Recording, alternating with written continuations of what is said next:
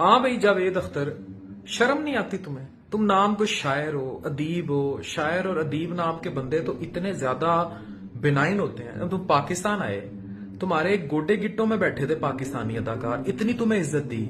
हानिया आमिर देख लिए करतूत इनके, फवाद आपने भी देख लिए, ठीक है। और जो नहीं बोल रहे वो भी देख लें, जो यूं यूं कर रहे हैं इनके करतूत।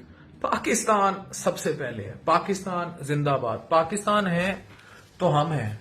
और बजाय इसके जावेद अख्तर कि तुम शायर हो, अदीब हो, तुम्हारे गोडों में बैठे यहाँ तुम्हें इतनी इज्जत दी, तुम मोदी की मतलब इतना तो इंटेलेक्चुअल होना चाहिए ना कि तुम समझो वो अपने इलेक्शंस के लिए कर रहा है, वो हिंदुत्व को खुश करना चाह रहा है। पहली बात कि चलो मैं रिलीजन कार्ड नहीं भी खेलता तो मुसलमान, तुम्हें ये शर्म नहीं आई कि उन्होंने मसाजिद पे बम मारे, और जले हुए कुरान 3 साल के बच्चे मिसाइलों से मारे, और तुम नाम को शायर और अदीब हो और तुम ऐसी बातें करते हो। Shame on you, shame on you for being a human being. मुसलमान तो फिर बहुत ही पीछे की बात है ना।